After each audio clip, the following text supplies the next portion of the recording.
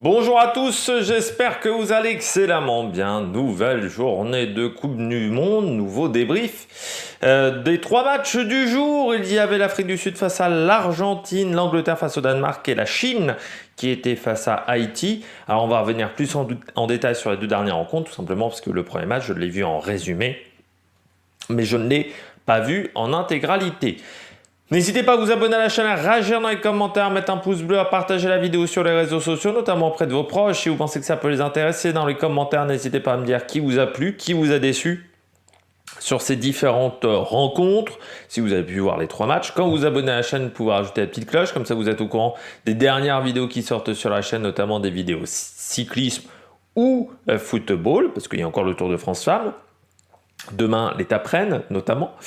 Et puis quand vous vous abonnez à la chaîne, vous pouvez rajouter la petite cloche. PS 2.0, c'est sur les plateformes de podcast Amazon, Deezer, Spotify, Google. TikTok, le débrief des matchs juste après leur diffusion. Et puis, si vous en avez les moyens et que vous voulez soutenir la chaîne, vous pouvez faire un super thanks si vous voulez soutenir mon travail.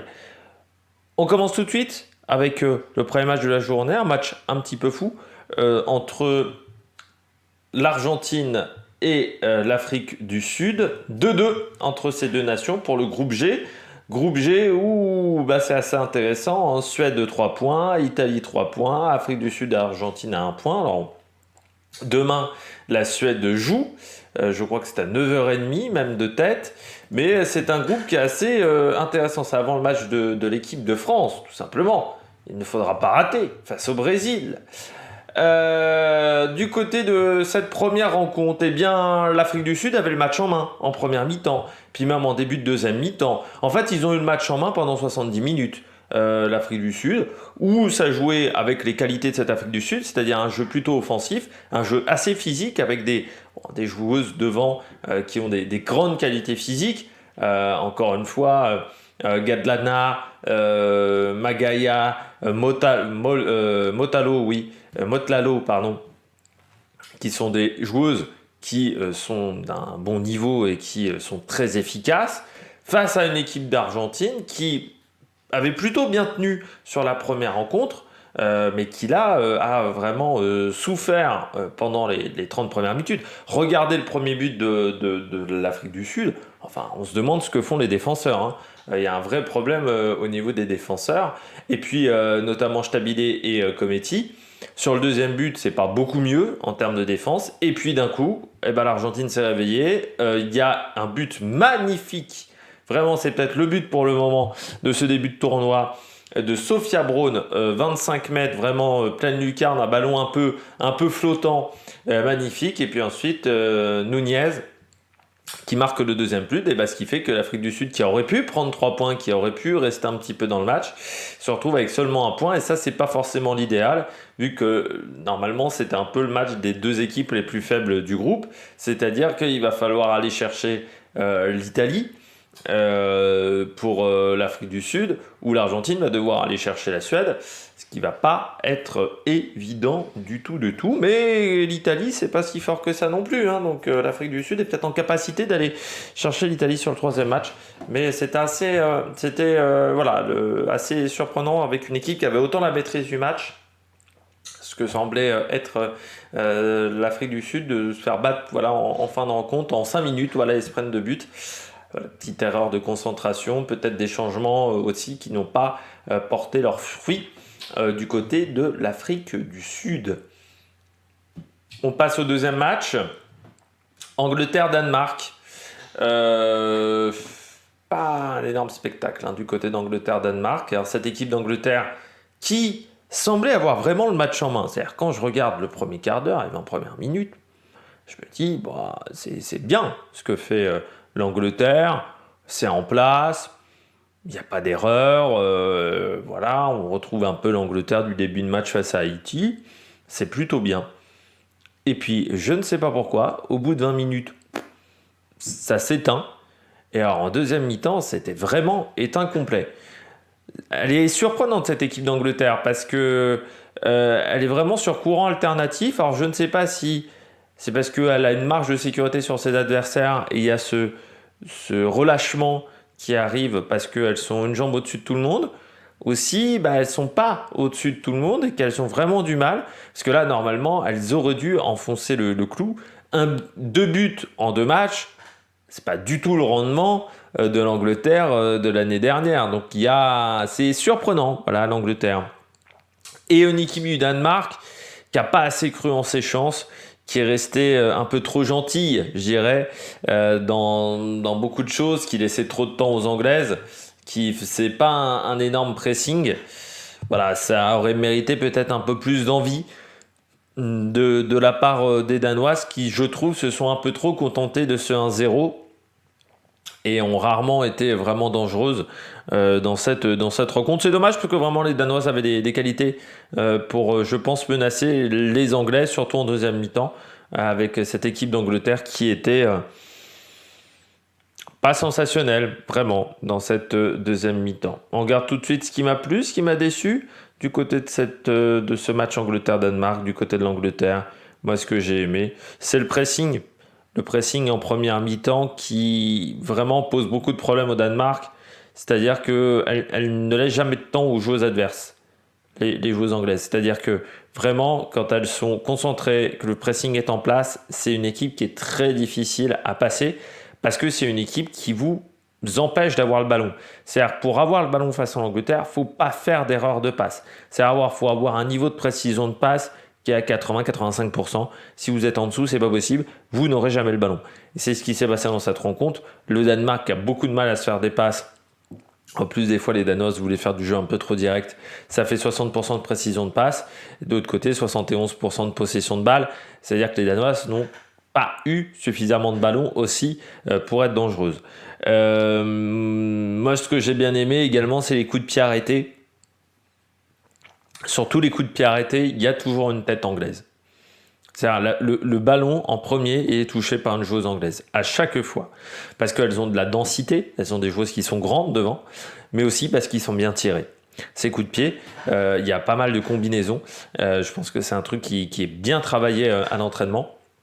Et ces joueuses anglaises, c'est un régal de voir les coups de pied arrêtés parce que vraiment, il y a toujours une tête anglaise. Et elles arrivent toujours à trouver leurs joueuses. Technique aussi que j'ai aimé. Les joueuses anglaises, elles savent toucher le ballon, elles savent jouer avec le ballon, notamment je pense une Lucy Bronze qui est très dangereuse à chaque fois qu'elle a le ballon dans les pieds. Mais c'est une équipe qui sait Greenwood aussi qui a des grandes qualités, Russo, Kelly, voilà, ça joue bien avec le ballon au niveau technique, il n'y a pas de souci. Les joueuses danoises, pourtant il y a Perny et Harder, c'est pas des joueuses qui sont des branquignoles en face, hein, mais techniquement c'était quand même un niveau au-dessus, ce qui leur permet de gagner beaucoup de duels et de faire avancer ce ballon. Par contre, ce que j'ai pas aimé, c'est quand même quelquefois des mauvais choix au niveau offensif. C'est-à-dire qu'on passe pas le ballon au bon moment, on prend pas la bonne joueuse, donc ce qui peut parfois les mettre en difficulté. Donc, ce qui fait qu'elles n'ont que 13 tirs alors qu'elles dominent le match au niveau offensif, mais elles n'ont que 13 tirs pour 4 tirs cadrés. C'est vraiment pas énorme de la part de cette équipe anglaise. Et puis le relâchement, vraiment en fin de première mi-temps, les Danoises auraient pu revenir parce que ça jouait pas au niveau auquel on attend les Anglaises. Et il va falloir faire mieux quand même, hein, parce que ça peut vraiment les pénaliser en huitième ou en quart. Je ne sais pas contre qui. Normalement, c'est le groupe B. Hein, en plus, en huitième, le groupe B, toutes les équipes sont assez proches. Il va y avoir une grosse bagarre. Donc, c'est des équipes qui jouent déjà presque un 16e de finale lundi face à une équipe d'Angleterre qui, je trouve, parfois, il y a du gros relâchement. On a l'impression que ça joue pas véritablement à leur niveau. Donc ça, c'est pas normal du côté de l'Angleterre de jouer comme ça par intermittence. Nous, on aimerait que ça joue pendant 90 minutes parce que cette équipe, elle est capable de jouer pendant 90 minutes au niveau d'intensité qu'elle a proposé dans le premier quart d'heure. Sauf qu'au bout d'un quart d'heure, 20 minutes, pour le moment, ça s'éteint. Ça, c'est un petit peu dommageable. Du côté du Danemark, trop de pertes de balles. Alors certes, il y a le pressing anglais qu'elles ont eu beaucoup de mal à trouver des solutions dans ce pressing anglais, c'est-à-dire qu'elles n'avaient pas le temps de jouer. Voilà. Les Anglaises les mettaient tout de suite en difficulté parce qu'elles leur mettaient tout de suite la pression. Il y avait une fille, deux filles, les lignes de passe n'étaient plus disponibles, donc c'était compliqué. Malgré tout, je trouve qu'il y a eu un peu de précipitation. On a voulu jouer très vite direct, très vite sur Pernille Harder, sauf que c'est pas à elle de créer le jeu. Il y a un milieu de terrain qui est fait pour ça et je trouve que le milieu de terrain était souvent sauté au niveau des ballons et ça c'est dommageable. Des soucis de communication, de nombreuses fois on a vu que ce soit offensivement ou défensivement, des joueuses qui ne se parlaient pas suffisamment, ce qui pouvait entraîner des situations dangereuses. Je pense notamment à un moment offensivement, Pernille Harder qui se retrouve à pas avoir le ballon dans le bon timing parce que elle pense qu'ils vont faire une 2 et puis elle met du temps à recevoir en fait sa balle sur l'une 2. Ce genre d'action-là, ça montre que du côté du Danemark, on doit communiquer plus. Mais défensivement aussi, à un moment entre les deux filles de la charnière, elles se sont retrouvées en difficulté. Et puis du déchet technique également, quand même pas mal, mais là encore dû à ce pressing anglais, surtout en première mi-temps qui les a gênés. Mais même en deuxième mi-temps, alors que le pressing anglais était beaucoup moins fort, elles ont eu du mal à être dangereuses parce que souvent elles avaient des problèmes dans les dernières passes. Voilà, elles ont en fait été assez peu dans les 30 derniers mètres, alors qu'en deuxième mi-temps, elles avaient les ballons pour aller dans les 30 derniers mètres. Du côté de mes joueuses du match, du côté de l'Angleterre, j'ai mis Lucy Bronze, qui a presque été la joueuse la plus dangereuse en attaque. C'est-à-dire qu'il y a quand même eu un problème. Mais Lucy Bronze a été dangereuse à de nombreuses reprises dans cette rencontre, même si je ne crois pas qu'elle ait trouvé le cadre. Et puis en flop, j'ai mis Stanway. Mais c'est toujours ce milieu de terrain anglais. Alors, en plus, on a perdu peut-être Walsh qui est sorti. Mais ce milieu anglais qui ne marche pas. On a des blessés du côté du milieu de terrain anglais. Mais je pensais que là, quand même, Stanway, Walsh, Toon, c'est quand même pas des branquignoles là encore.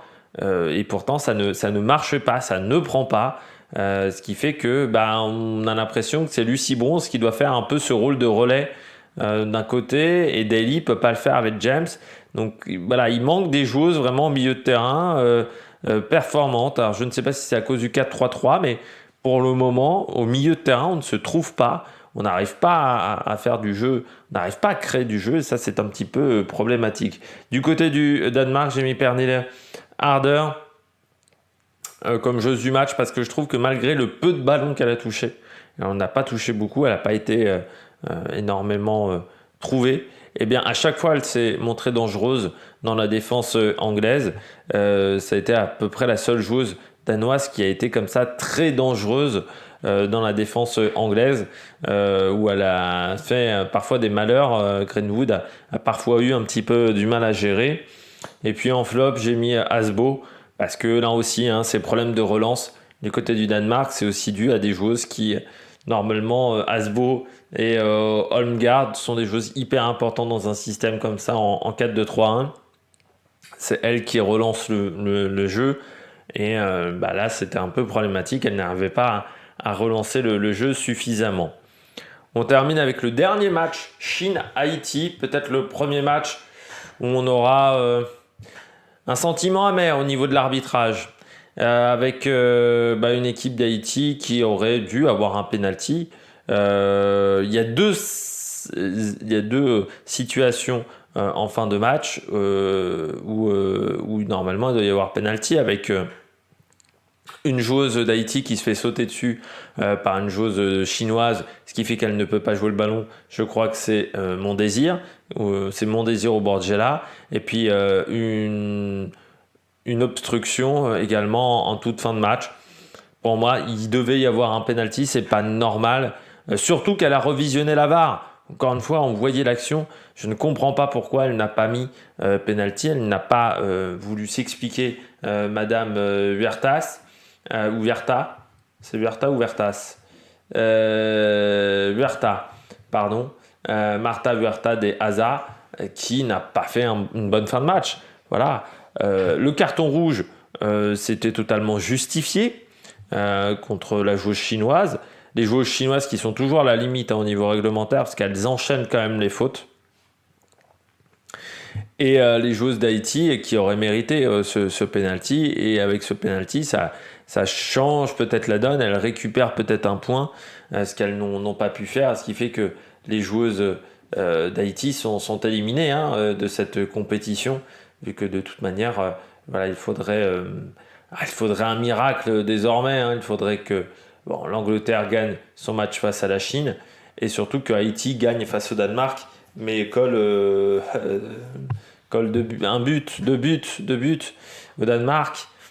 Parce que oui, même avec un but, elles sont à -1, le Danemark est à -1, donc ça ne serait peut-être pas suffisant. Il faudrait en coller 2 ou 3 d'écart face au Danemark et espérer que de l'autre côté, l'Angleterre gagne face à la Chine avec 2 buts également.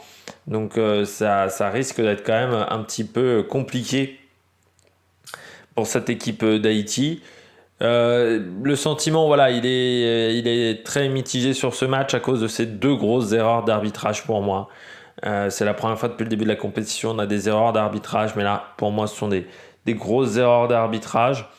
Malgré tout, pour moi, la victoire de la Chine n'est pas volée dans le sens où, si tu regardes les 90 minutes du match, Haïti n'a pas fait une bonne rencontre et je trouve que la Chine était légèrement au-dessus, mais encore une fois, sur ces 2 éléments-là, de penalty, pour moi, il y a un problème de la part de l'arbitrage. Je commence avec la Chine.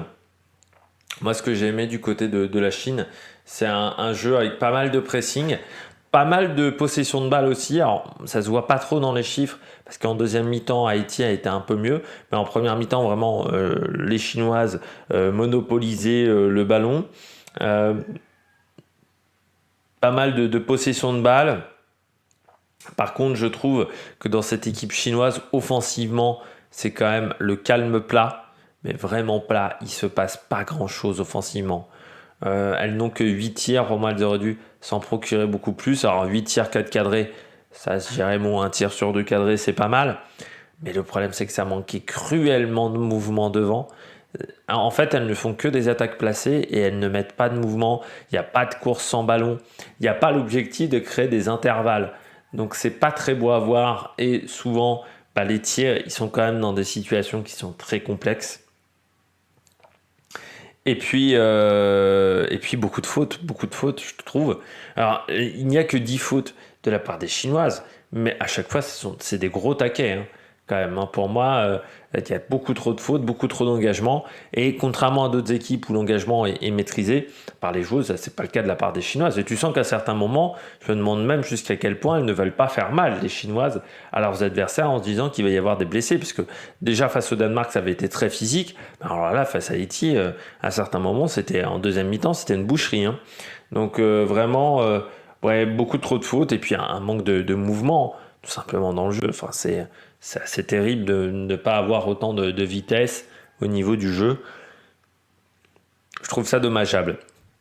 Du côté d'Haïti, moi j'aurais aimé voir le même match que face à l'Angleterre, sauf que c'était pas le cas. On a une Haïti qui devant c'était pas bien, quoi. Offensivement, c'était pas bien. 7 tirs, un seul cadré, c'est pas normal. C'est pas normal. Avec beaucoup trop de précipitation. En fait, elles voulaient toujours... elles allaient plus vite que la musique. Pourquoi ? Parce que la seule solution face à la Chine qu'elles ont trouvée, c'était de jouer vite, c'était de jouer direct. Mais il aurait fallu un peu plus de maîtrise technique. C'est vrai que quand elles allaient vite, ça marchait. Mais le problème, c'est que souvent dans le dernier geste, il y avait de la précipitation. Soit c'était pas une bonne réflexion, on faisait pas la passe à la bonne personne, soit c'était complètement raté. Donc ça c'est vraiment très frustrant.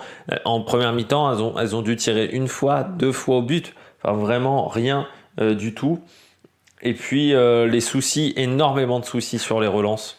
C'est-à-dire entre la défense perdait souvent la balle au bout d'1 touche, 2 touches de balle, ce qui n'était pas normal.